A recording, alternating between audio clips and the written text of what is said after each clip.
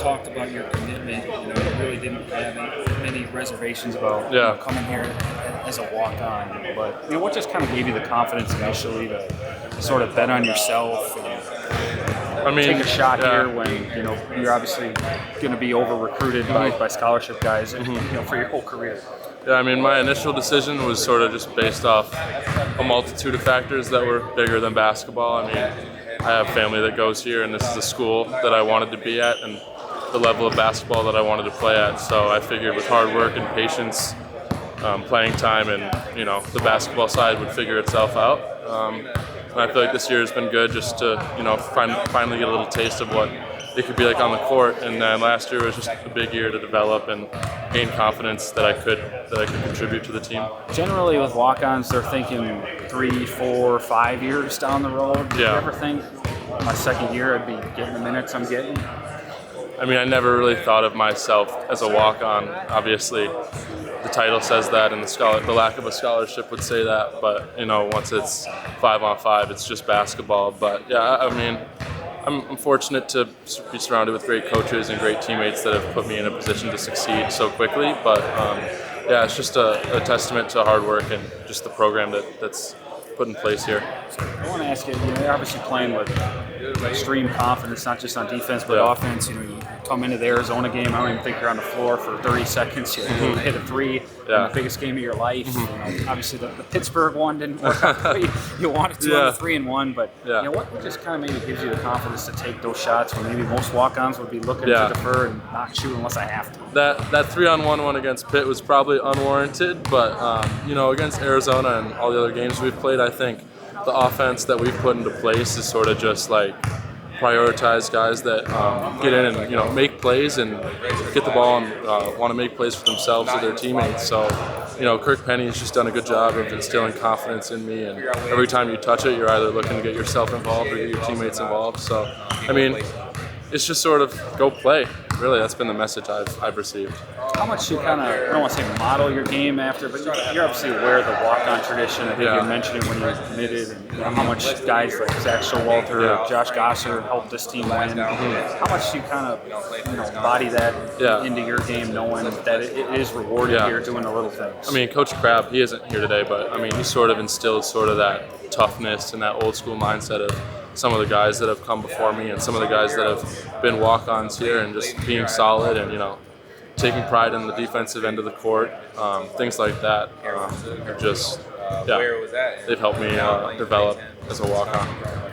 Going forward, I know you played a bunch of different positions in high school. Did you see yourself more as a three, or do you want to maybe be kind of a more of an off the ball catch and shoot guy? I kind of see that going forward. I think when I got here out of high school, I was a playmaker for my team.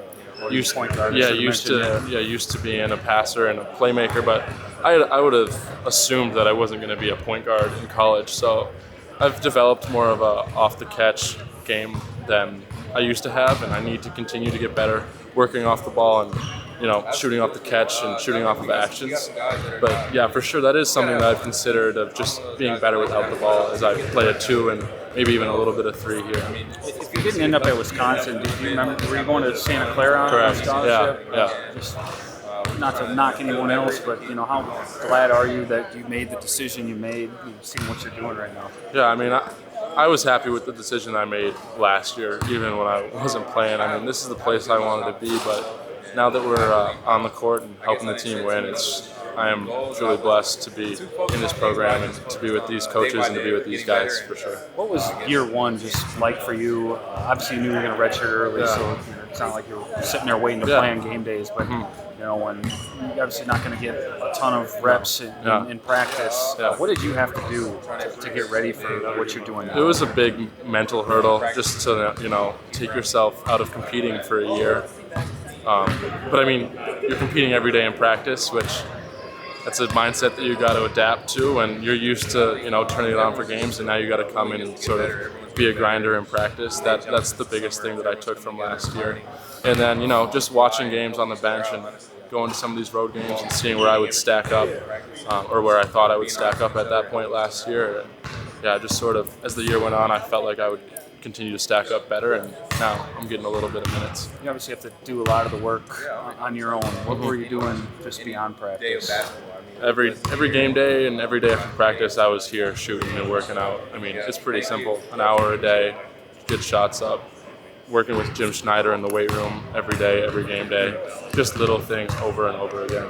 I just want to ask you about, Free Tag is kind of maybe in a similar position right now. Obviously, I think when he came here, maybe thought he'd be playing a bigger role. Yeah. What do you just see out of him in terms of keeping his head up? Yeah. Maybe trying to the find a way. Like the first thing I've continued to tell him is you're blessed to be on a team where it's hard to get minutes. And you're blessed to be behind guys like John and guys like Gillicam and guys like John Tanji, who are just solid contributors, who are experienced and can help you develop as a player. And then he's done a great job of just continuing to work and continuing to be a positive influence to the team and a great teammate. So I think he's done great, and I think the world's going to see soon that he can contribute as well.